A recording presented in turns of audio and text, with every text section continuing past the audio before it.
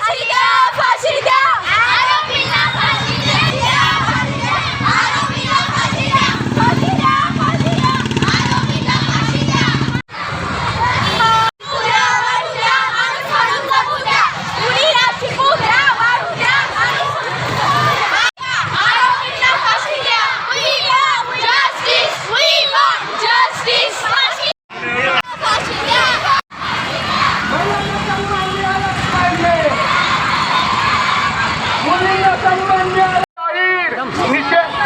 जाहीर निषेध झालाच पाहिजे.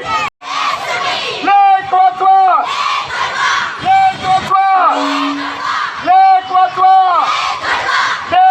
लेख वाचवा. आम्हाला हवी फाशी द्या, फाशी द्या, फाशी द्या, फाशी द्या, फाशी द्या, फाशी द्या. मुलीचे संरक्षण करा, मुलीचे लेख वाचवा, लेख वाचवा. मुलींना संरक्षण, मुलींना संरक्षण. We want.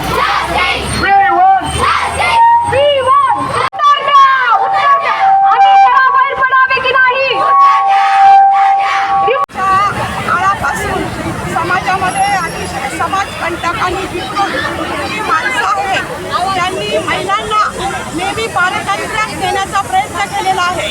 पूर्वीच्या काळी तर मुलीला सती जावं लागत होतं, तिला जाळलं जात होतं, जिवंत जाळलं जात होतं.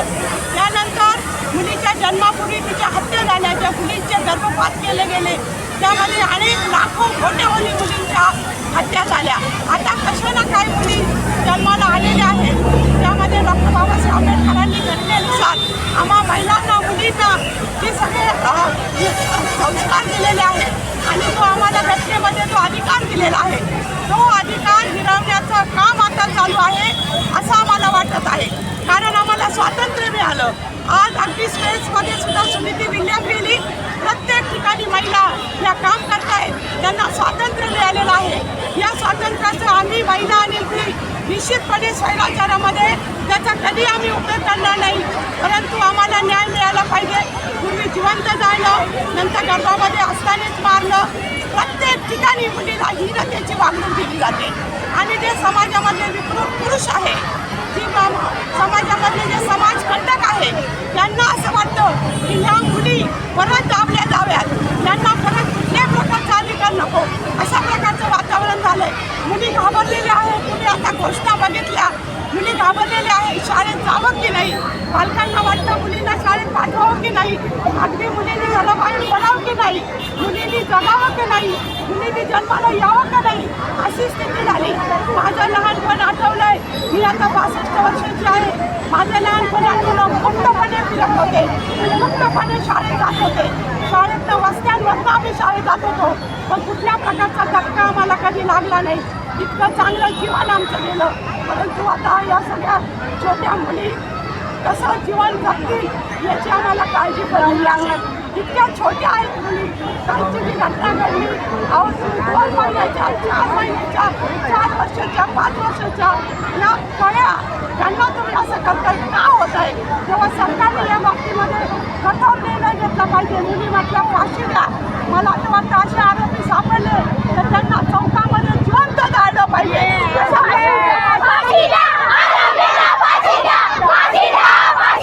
परीक्षा नीट पास केली, ती चूक होती तिची. तिने रात्र जागून अभ्यास केला आणि डॉक्टर झाले, ही चूक होती का त्या मुलीची?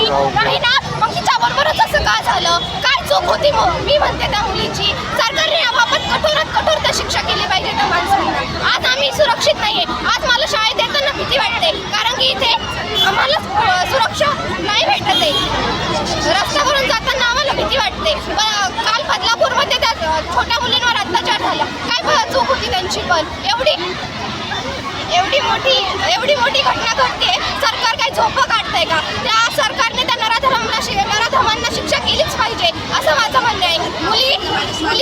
मुलींनी जगावं की नाही असा प्रश्न आज मुलीपुढे उभा राहिला आहे. मुलींचं संरक्षण हे झालंच पाहिजे, हे झालंच पाहिजे असं प्रत्येक स्त्रीवर अत्याचार होते आणि प्रत्येक मुलीला आपल्या स्वातंत्र्यामध्ये असं वाटतं की प्रत्येकीला सुरक्षा आहे, पण या सुरक्षात काहीच नाही आहे. मुलीवर प्रत्येक वेळेस अत्याचार होते का असं मुलींवर भेदभाव होतोय?